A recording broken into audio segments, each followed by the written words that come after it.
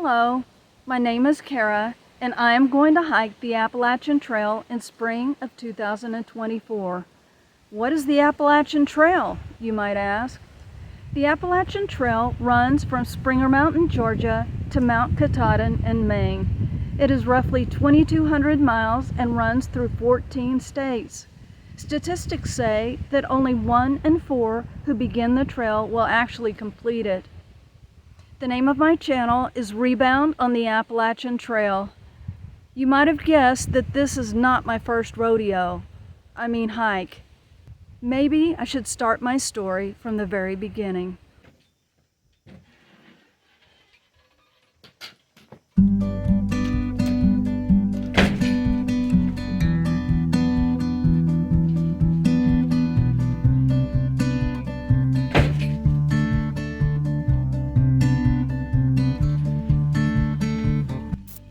For as long as I can remember, I've been a fast walker. I'm not sure why, but I'm thinking it's probably because I've always been the runt of the bunch. Being short all of my life, I was the underdog with short legs, always struggling to keep up with everyone else. My mother told me that when I was in my terrible twos, that I was very active and difficult to keep up with. She told me, at one point, she had to tie me to a chair when she went outside to hang clothes on the clothesline. She was afraid I would get into trouble and hurt myself. I had apparently learned from an early age that my feet could take me to interesting places and adventures unknown. I think it's for this reason that I've never liked the feeling of being behind everyone else or held back in any way. Then, I overcompensate to make up for it. My sister used to call me our little overachiever, but in my overachieving, I never felt as if I was excelling, just trying to keep up. I always felt that my best was always just average.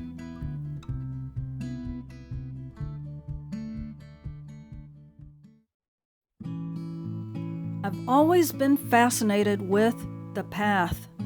I'm sure you've seen it before. It's the photo or painting of the tree-lined dirt road or the path in the misty woods. It's always a little different, but it's really the same. The important part of the picture is the bend at the end of the road or path. I used to make a game of guessing what might be around that bend. What was hidden beyond that curve? What adventures might it hold? Where might it take me? The answers to those questions are what first fascinated me about the Appalachian Trail.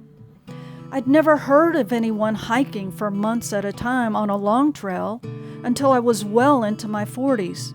Then, I read the book Wild by Cheryl Strayed about a woman who hiked the Pacific Crest Trail from California to Oregon. I was strangely fascinated with the thought of a woman hiking in the woods alone with everything she needed in a pack on her back. I could not figure out why I had this fascination with the idea of hiking a long trail alone. I've never had a bucket list, nor have I been particularly adventurous. I'm certainly not what I would consider to be athletic. I hasten to add that I did not enjoy the book Wild, nor did I like the character very much. She was really messed up. To me, it seemed as if she was running from her problems and looking for answers in all the wrong places. Perhaps I could relate too well with her issues and problems. It brought to surface a time in my life I'd prefer to forget, a time in my life that I am not proud of, and for which I still have very sensitive scars on the surface, try as I might not to look at them.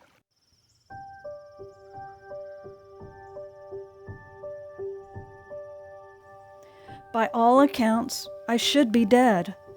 I thank God for His grace and mercy and that I am still alive today, that God did not allow my story to end there. I am finally at peace with myself, my past, and my present. But I know there is more yet of my story to unfold. I always knew that. Even in my darkest hour, I knew there was a plan and a destiny in God's economy that only I could fill on this earth, small and insignificant as it might be. It was a reason not to give up. I somehow knew that I would not always be messed up. I had hope. As Kindle does, the next book it suggested for me to read was about another woman who had hiked the Appalachian Trail. That book was called Becoming Odessa by Jennifer Farr Davis. I'd never heard of the Appalachian Trail before, nor had I ever been to the East Coast. But I had seen pictures of the Smoky Mountains, and I'd read books that had taken me there. And I thought that the Appalachian Trail seemed like one of the most beautiful places I could imagine. A seed was planted, and as I read more stories of thru hikers and learned more about the AT, that seed grew and grew and grew until I knew it would never leave my head and heart until I had experienced it for myself. Something was drawing me to the trail like a siren song. Only those who have heard it can understand it. And before I knew it, I was actually planning my first thru hike of the Appalachian Trail. That was in 2016.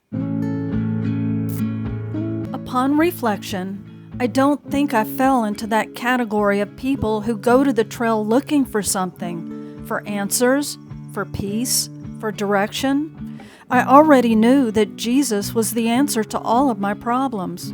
I had learned that through many years in the school of hard knocks and years of running from and to people, places, and things that never satisfied. But maybe I didn't realize how much baggage I was still clinging to that I needed to hand over to Him. It's so hard to let go. Unfortunately, I would turn out to be one of the statistics on my first thru hike attempt. I did not make it to Mount Katahdin. I did, however, make it to Andover, Maine. I had hiked almost the entire trail alone. I hiked too fast, and my pack was too heavy for my small frame and short legs. I spent my whole hike terrified of animals, people, being alone, running out of food, getting caught in a storm, and the worst, fear of the unknown. I was a complete and total basket case by the time I reached Andover, Maine, and I certainly can't say I was having fun. I was burning so many calories by the time I reached Maine that I was not able to take in all the calories that my body needed to sustain itself. By that time, I'd also lost my appetite. My body was eating its muscle. I had lost a lot of weight. I was worn out and not thinking rationally. I got off the trail and stayed at a hostel in Andover, and I cried for 2 days straight. I had bottled up so many tears and fears along the way that when all of it started to pour out, it wouldn't stop. They offered to slack pack me part of the way. At that point, wild horses couldn't have carried me to the end of the trail. I could not make myself get back on the trail, and I went home. Mount Katahdin, so close, yet so far away.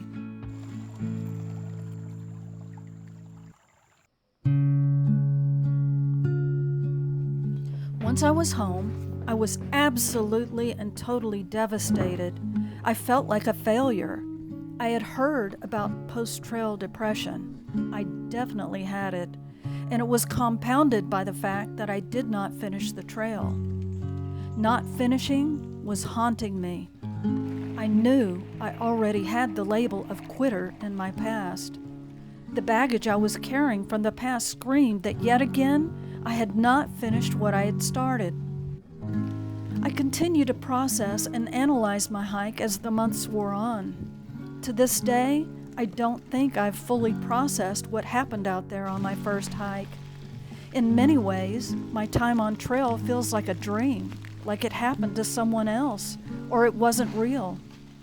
I definitely felt I had unfinished business that needed to be addressed. In spite of it all, I do believe that everything happens for a reason, and that God has a purpose for everything that happens in our lives, good or bad. And I felt deep down that this story of me, the Appalachian Trail, and the Lord was not over.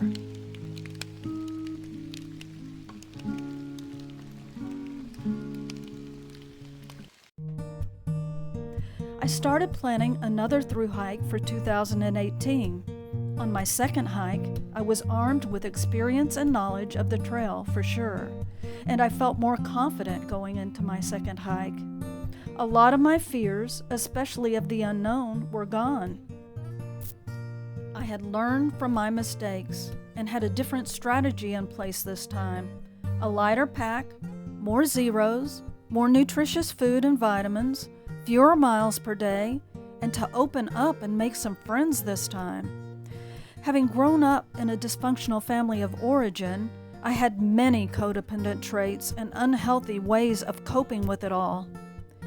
When you've been rejected for most of your life, you tend to become rejectable, and you expect it. Then, you throw up a wall and reject others before they can reject you. It seemed I was constantly wavering between being alone and rejecting people before they could hurt me. I would people please and fall into the old pattern of placating people before they could get angry at me and reject me, until I was exhausted. Then the cycle would begin again and I would go it alone. It is true that time spent through hiking a long trail changes you. I thought I felt different after my first hike. I think I was different for having hiked the trail. My husband told me I was different, though I didn't fully realize what exactly was different. Getting ready to embark on my second hike, I hope to be more a part of the trail community, to meet other people, to be less closed off and more open toward others, to reach out more but stay true to myself and who God made me to be. Though I still hiked alone, I mixed and mingled with other hikers and had what I would call a loose trail family. I did many things different as far as taking care of my body, mind, and emotions, and I also took better care of my spirit that hike. I was in a much better place in life and on the trail, and my time on trail reflected that.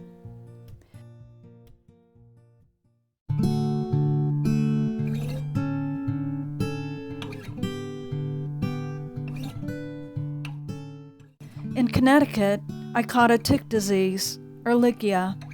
I took a long round of antibiotics while still hiking. Hiking was a struggle. I wasn't bouncing back like I felt I should be. Then, in Vermont, something happened that would change my course.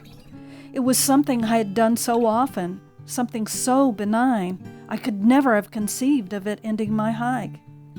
I sat on a rock to take a break with my backpack on. I had just resupplied and my pack was heavy and loaded up with food. Why hadn't I taken the pack off before sitting?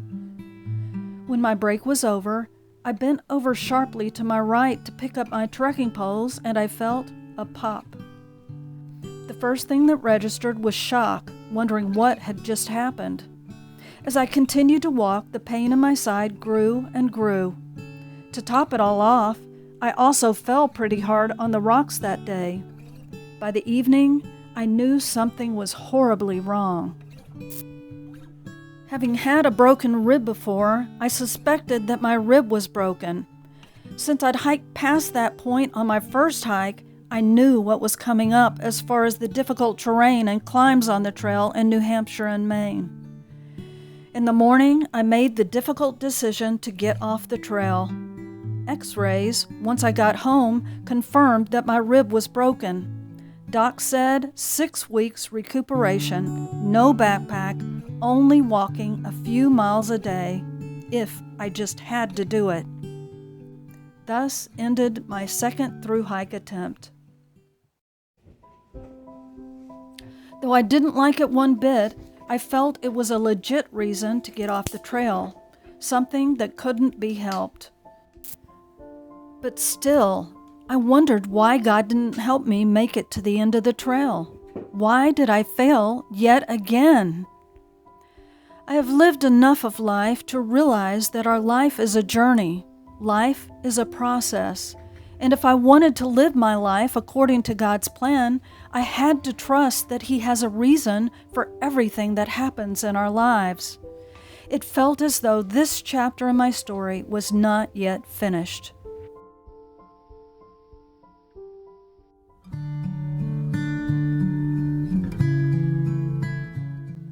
By the way, my trail name is Rebound.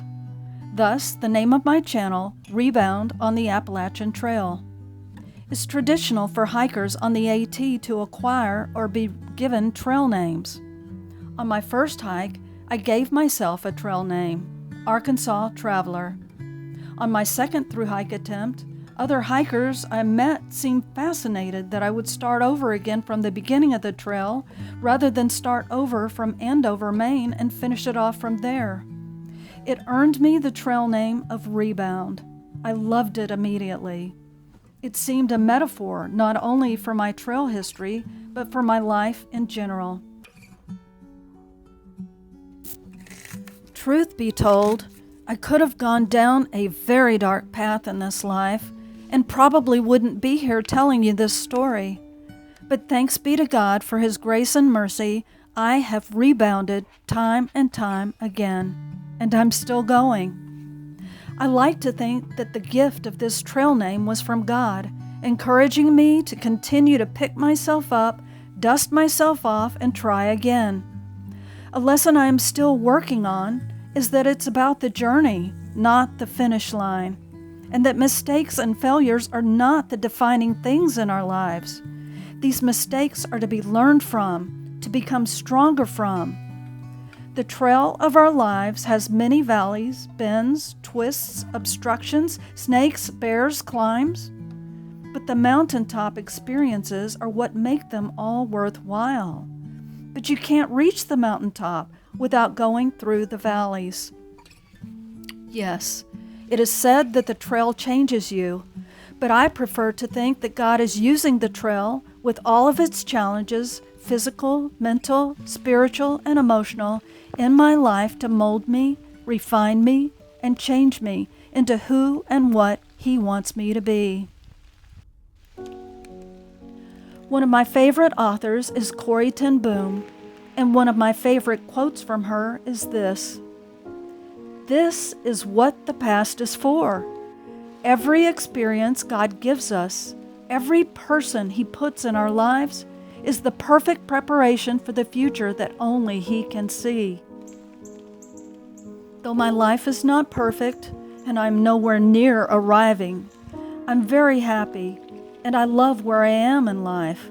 I am finally at peace, regardless of the challenges in life.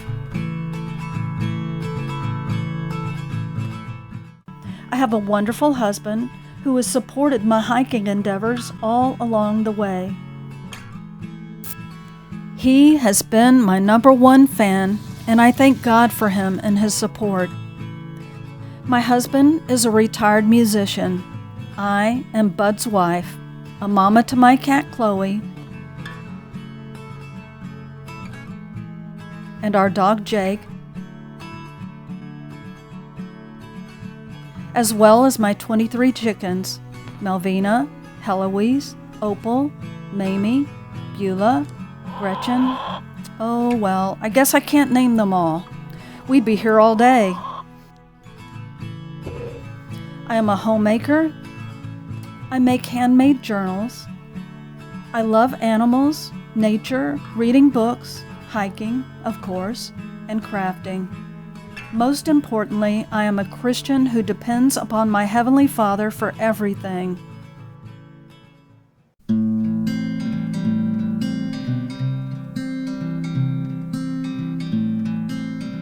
What, you might ask, is my all-important why? Why do I want to hike the Appalachian Trail yet again? It's so important to know the answer to that question before embarking on a journey of this magnitude. When the trail gets tough, and it will, and you want to quit, Reminding yourself of your why will keep you going and remind you of why you wanted to hike it in the first place. So, for me, of course I want to finish the trail this time. It's calling me yet again. The opportunity to try again has been presented to me, and I have the desire to try again. I have unfinished business. I feel that it's something that I'm meant to do. There is a saying on the trail, hike your own hike. It basically means to do your own thing. Hike your own pace, in your own way, and don't let others tell you how to do it. Do whatever you need to do to make it to the end of the trail. Well, I hiked my own hike on my first 2 hikes, and they didn't turn out so well. This time, I've decided to let Jesus take the wheel and to hike God's hike, not my own. Thank you for listening to my story. I hope you'll stick around to see how my story ends. It would be my pleasure if you would subscribe to my channel and follow along on my journey. Until next time, Rebound, signing out.